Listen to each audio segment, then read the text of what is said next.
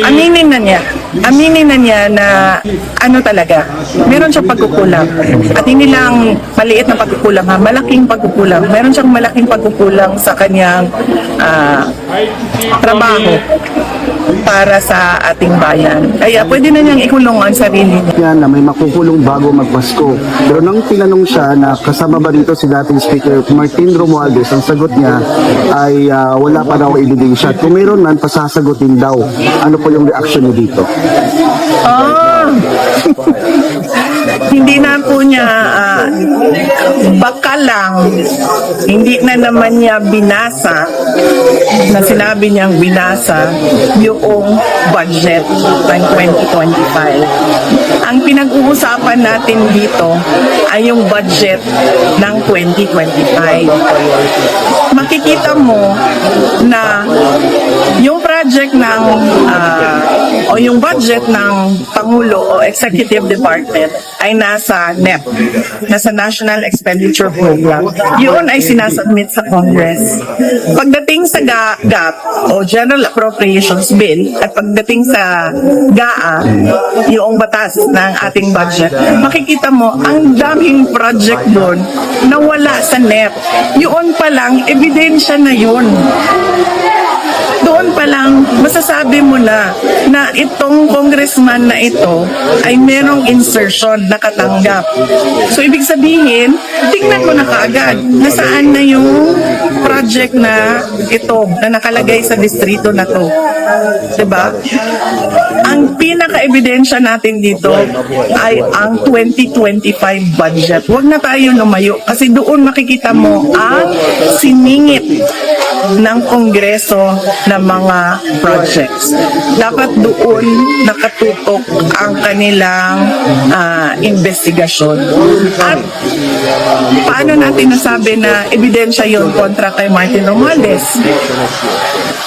Dahil pagdaan sa House, lumobo yung pera, lumaki yung budget galing sa NEP. O so, sino ba ang mag-uutos nun? Yung mga congressman na kung saan-saan lang? Siyempre yung leader, yung speaker.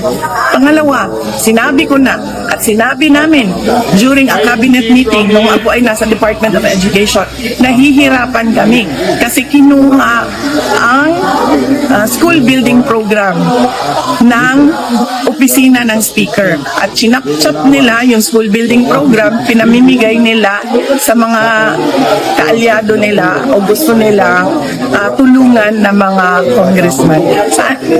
Noon pa, alam na niya.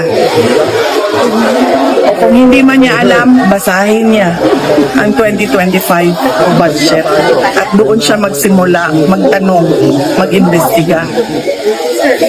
Kung sinasabi niya na hanggang ngayon ay wala pang ebidensya, ibig sabihin, wala siyang ginagawa. Dapat isali si Martin. Dapat isali si Bongbong Marcos kasi siya ang pumirma ng 2025 GAA.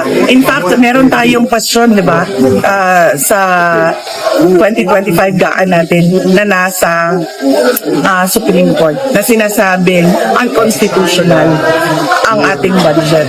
Diba? Sa iyo pa lang, presidente ka, pag dumating yon sa harap mo, sabihin na natin hindi mo kaya basahin yan kung ilang 100,000 pages yan. Pero meron kang mga tao na isa-isa titingnan lahat yon. Tama ba ito? Tama ba ito? Tama ba ito? Bago mo siya pirmahan. Yun ang panigurado mo. Yun ang oath mo sa batas under our Constitution na faithful yung ating budget sa pera, sa paggawa, at sa paggamit. Therefore, lahat ng mga anomalya doon, kasama ang Pangulo. Kasi naging batas lang naman yun dahil sa pirma niya eh. Kung hindi niya pinirmahan yun, hindi naging batas yun. Hindi magagamit yung pera. Hindi lalabas yung pera. Isali sa makukulong vice bago magpasko. Oo, pwede na niyang ikulong ang sarili niya. Aminin na niya aminin na niya na ano talaga, meron siyang pagkukulang. At hindi lang maliit na pagkukulang ha, malaking pagkukulang. Meron siyang malaking pagkukulang sa kanyang trabaho para sa ating bayan. Kaya pwede na niyang ikulong ang sarili niya.